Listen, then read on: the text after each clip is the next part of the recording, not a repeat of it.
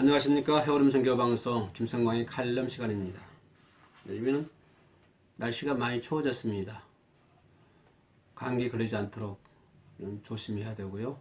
건강관리에 신경을 써야 될 시기입니다.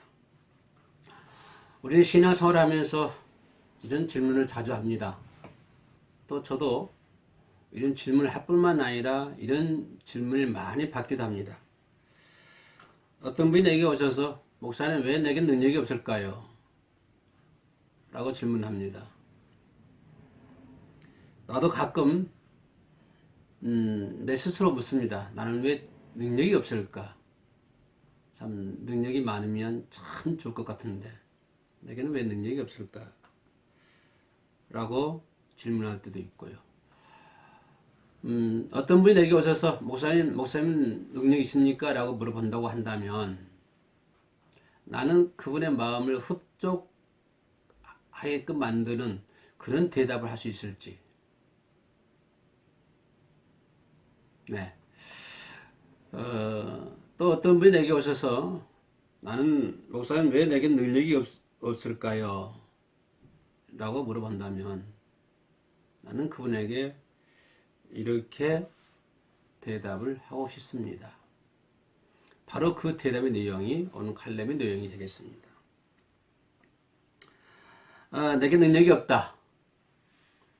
조금 한 걸음 더 깊이 들어가서 보면요. 그러면 능력이 어디서 나타나는 것일까?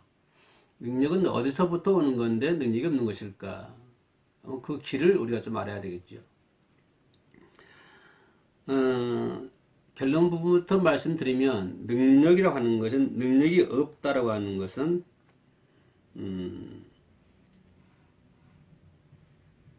온전한 헌신이 있어야 온전한 순종이 있다 라고 하는 것입니다.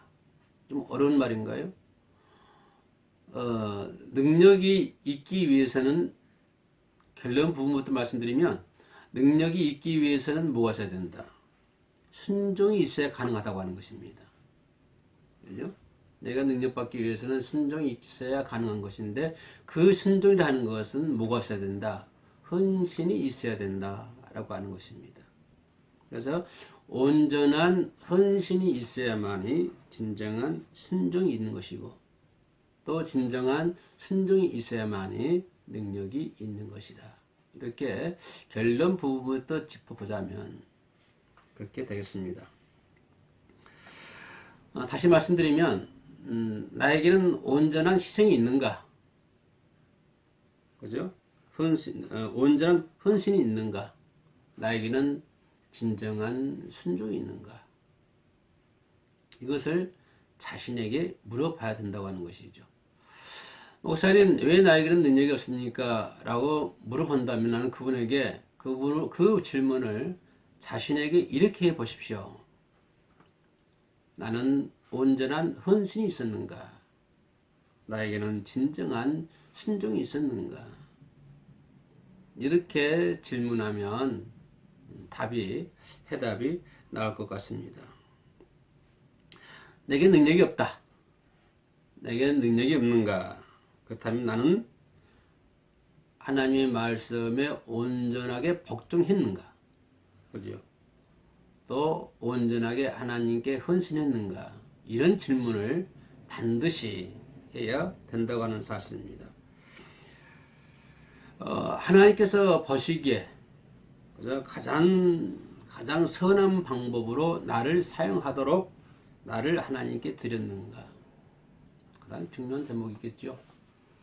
하나님의 선하신 뜻대로 나를 사용할 수 있도록 나를 하나님께 드렸는가? 라고 하는 것이 가장 핵심적인 질문이 되겠습니다. 물론 이렇게 얘기하다 보면은 어떤 분들은 이런 사람도 있을 것입니다. 한때는 통찰을 얻었고 또 심한 갈등에 빠졌다가 그죠? 어떤 신종을 등의 결단을 통해서 그죠? 승리를 했습니다. 어떤 큰 문제 속에서요. 네, 통찰 얻고 갈등에 빠졌다가 어떤 결단을 함으로 인해서 내가 승리를 얻었습니다. 그러나 그 후에 능력이 나타나지 않는다고 하는 사실입니다. 한때는 강력한 힘을 발휘할 수 있었는데, 그죠? 그것이 지난 후에는 전혀 내 삶 속에서 그러한 능력이 나타나지 않는다고 하는 사람들의 말을 우리는 주변에서 심상찮게 들어볼 수가 있습니다. 도대체 왜 그럴까요? 뭐가 문제 있을까요? 예. 그 강한 어떤 메시지에 의해서 변화가 되고, 변화가 돼서, 어떤 어려운 삶 속에서 승리를 이끌었고, 그런 게 지내왔는데, 그런 것들이 그 사람의 그 삶 속에서 계속적으로 지속되지 않고, 지속적 능력이 나타나지 않고, 있다고 하는 사실입니다. 왜 그런 문제가 나올까요? 왜 그럴까요? 물론 거기에 대해서는 우리가 이유가 여러 가지 이유를 들 수가 있겠습니다만은, 내가 볼 때는 하나로 보면 온전한 순종을 하지 못했다. 라고 말씀을 드릴 수가 있겠습니다.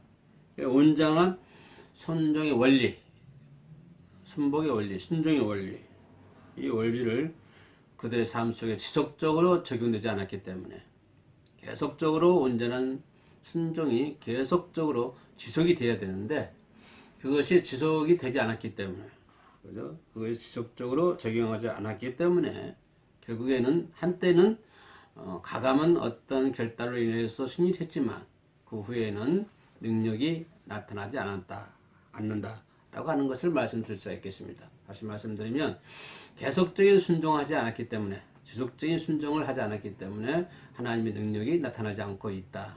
이 말을 다시 비춰보면 나는 왜 능력이 없을까? 나는 왜 능력이 나타나지 않을까? 라고 하는 질문에는 그 원인 제공이 뭐냐면 지속적인 순종이 없었다. 그죠? 온전한 희생을 통한 온전한 순종이 없었다라고 하는 것을 말씀을 드릴 수가 있겠습니다. 여러분 잘 알다시피 누가복음 9장 23절 말씀 보면 이런 말씀이 있죠. 예수께서 하시는 말씀인지요. 아무든지 나를 따라오거든 자기를 부인하고 날마다 제 십자가를 지고 나를 따를 것이니라. 여기서 중요한 부분은 날마다입니다. 날마다.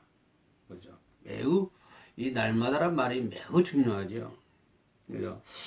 한 번 십자가 졌다고 점점 무거우니까 그 십자가를 내려놓으면 안 되잖아요. 내가 한 번 십자가 졌다고 그래서 계속 져야 되는데 점점 무거워진다고 그래서 그 십자가를 내려놔 버리면 능력이 나타나지 않는다고 하는 것이죠.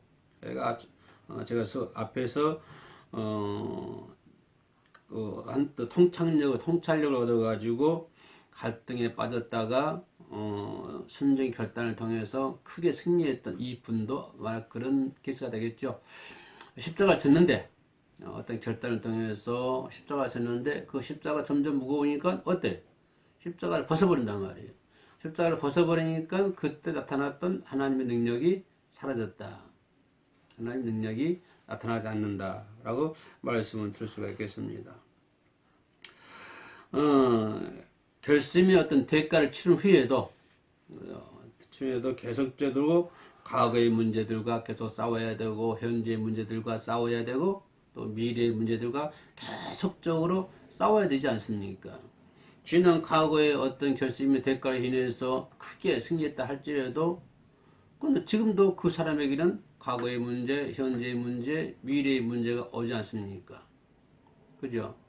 그 옛날에 그렇게 싸워서 승리했다고 그래서 그 사람에게는 현재와 미래의 문제가 없는가요? 똑같이 그 사람에게도 그런 현재, 미래, 과거의 문제, 현재의 문제, 미래의 문제가 계속 싸워야 된다 이 말이에요. 계속 싸우기 위해서는 무엇을 해야 되고 능력이 있어야 되고 그 능력 얻기 위해서는 뭐 해야 되고 온전한 헌신이 있어야 되고 또 진정한 순종이 있을 때 그것이 가능하다라고 말씀을 드릴 수가 있겠습니다. 예수께 우리는 항상 순종해야 된다라고 하는 것이 우리 머리에서 떠나면 안 됩니다. 큰 일이든지 작은 일이든지 하루 24시간 언제나 우리는 예수 그리스도께 순종해야 한다는 생각을 잠시라도 잊어버려서는 안 된다고 하는 것입니다. 순종과 모든 내 삶들이 연결이 되어 있다고 하는 것입니다. 모든 것들이 내 자의대로 내 방식대로 내 생각대로 결정하고 처리하는 것이 아니라 모든 문제들이 하나님께 순종하는 것과 연관이 되어 있다고 하는 것이죠. 그래서 우리는 매일 삶 속에서 하나님께 순종해야 한다는 사실, 항상 이 사실을 잠시라도 잊어서는 절대로 안 될 줄로 믿습니다. 사탄, 예수님을 시험하다가 실패한 사탄은 예수를 떠났지만 그건 잠깐뿐이지 않습니까? 이 사탄이 떠났지만 그건 잠깐뿐이라고 하는 것이요. 예수님도 그랬는데 저와 여러분들이 어찌 하겠습니까? 그죠? 우리의 경우는 뭐 말할 것도 없겠죠. 우리가 한때는 뭐 전도 집회나 들었든가 산속에 들어가서 어떤 그 집회를 통해서 사탄에게 승리했다고 할지라도, 그죠? 그 이후에 계속적으로 일상생활 속에서 우리 삶 속에서 사탄이 그 얼마나 교두보를 만들려고 아마 마귀는 사력을 다할 것이다 이 말이에요. 내가 어떤 집회에 가서 능력 받아가지고 사탄이 떠나갔습니다. 사탄이 떠났다고 그래서 끝납니까? 끝나진 않잖아요. 그 사탄은 계속적으로 내 삶 속에 어떤 교두보를 만들려고 온갖 힘을 다 할 거라 이 말이에요. 예. 그렇기 때문에 우리는 항상 하나님께 순종함으로 인해서 하나님 능력을 받아서 그런 사탄과 싸워서 승리를 해야 될 줄로 믿습니다. 우리가 신앙생활을 하면서 큰 문제를 사실상 해결하기는 좀 상대적으로 쉬운 것 같아요. 왜냐하면 사람들이 큰 문제가 되면 그 문제를 놓고 하나님께 기도를 하고 순종을 하고 하나님의 손길을 기다리고 이렇게 함으로 인해서 상대적으로 큰 문제들은 좀 해결을 받기가 쉽지만, 그러나 우리 삶 속에 큰 문제가 있습니까? 작은 문제가 더 많습니다. 예, 작은 문제가 얼마나 많이 있습니까? 그런데 우리는 이 작은 문제들을 그냥 너무 쉽게 아무렇지도 않은 것처럼 지나쳐버린다고 하는 거예요. 예, 큰 문제뿐만 아니라 작은 문제도 작은 죄도 예수님은 슬퍼하세요. 내가 큰 죄를 지었는데 큰 죄만 지었다고 해서 예수님이 슬퍼하신 것이 아니라 내가 작은 죄를 지어도 역시 예수님은 슬퍼하시거나 성령의 불이 꺼질 수도 있습니다. 큰 죄를 지을 때만 큰 불이 꺼진 것이 아니라요, 작은 죄를 지을 때라도 역시 예수님은 슬퍼하시고 내가 작은 죄를 지어도 역시 성령의 불은 꺼져 간다고 하는 사실입니다. 그래서 이렇게 보면 어떻게 보면 작은 문제가 큰 문제보다도 다루기가 더 어렵다고 하는 사실입니다. 네, 더 어렵다는 사실이에요. 작은 문제가 없다고 그래서 작은 문제라고 그래서 그것은 죄의 대가를 안 치르나요? 꼭 큰 문제만 있다고 해서 죄의 대가 치른 건 아니잖아요. 우리가 작은 죄를 지어도 역시 대가를 치릅니다. 예. 그렇기 때문에 작은 문제가 오히려 우리가 다루기가 너무 어려울 수도 있다. 이런 사실을 항상 기억해야 되고요. 근데 문제는 이 많은 사람들이 작은 문제가 무엇인지도 모르는 분들이 많아요. 큰 문제는 잘 아는데 이 작은 문제가 무엇인지도 모르고 그냥 지나치신 분들이 너무나도 많다고 하는 사실입니다. 근데 한번 물어볼게요. 우리가 그 작은 문제, 작은 죄악, 이거 모른다고 해서 우리의 책임이 면제되는 건가요? 어떻게 생각하세요? 큰 문제뿐만 아니라 작은 문제를 내가 모르고 해쳤다고 해서 그 문제가 면제되는 건 아니지 않습니까? 큰 죄나 작은 죄 똑같다고 하는 것입니다. 큰 문제도 해결해야 되지만 역시 작은 문제도 해결해야 되는 것이고, 예. 우리가 모른다고 해서 그 책임이 면제되는 건 아니잖아요. 우리 일상생활에서도 그러죠. 어떤 모르고 죄를 지었다고 해서 그 죄가 면제되는 건가요? 그렇지는 않잖아요. 반드시 그 죄의 대가는 치르게 되어 있습니다. 내가 알고 지었든 모르고 지었든 간에 역시 그 죄에 대한 대가는 반드시 치러야 된다고 하는 거예요. 내가 모르고 죄를 지었다고 해서 면제된 것은 우리 일상생활에서도 그것은 면제되지 않습니다. 그래서 우리는 늘 그 하나님의 말씀을 공부하고 말씀의 거울에 날마다 내 자신을 비춰보면서, 그죠? 하나님이여 내 마음을 살피시고 또 우리를 시험하여 우리의 생각 속에 악한 것이 있는지 살피소서. 내 생각 속에 악한 것이 있는지, 내 중심에 악한 것이 있는지 내 마음을 살피소서 라고 기도할 수 있는 저와 여러분들이 반드시 되어야 될 줄로 믿습니다. 결론 드립니다. 능력을 얻기 위해서 취해야 할 대가, 즉 순종.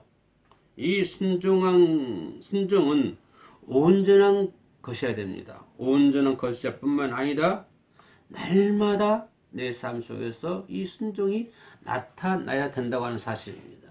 능력받기 위해서는 순종해야 되고, 이 순종은 온전한 순종이 되어야 되는 것이고, 이 순종은 날마다의 삶 속에서 나타나야 된다고 하는 사실입니다. 절대적이고 온전한 순종, 매일의 삶에 적용되는 순종, 작은 것에도 적용되는 순종, 이런 순종이 바로 능력을 얻기 위한 필수 조건이 되겠습니다. 내게는 왜 능력이 없습니까? 라고 물어본다면 당신에게는 진정한 순종이 있는가? 라고 다시 물어볼 수 있겠습니다. 사랑하는 성도 여러분, 그리고 해오름 선교방송을 시청하시는 해오름 가족 여러분, 우리의 삶 속에 아무리 작은 걸 할지라도 철저히 회개하고 온전한 순종, 헌신된 희생을 통해서 온전한 순종함으로 말미암아 하나님의 능력을 받아서 하나님의 능력을 행사할 수 있는 저와 여러분 되시기를 주의 이름으로 간절한 마음으로 축복해 드립니다.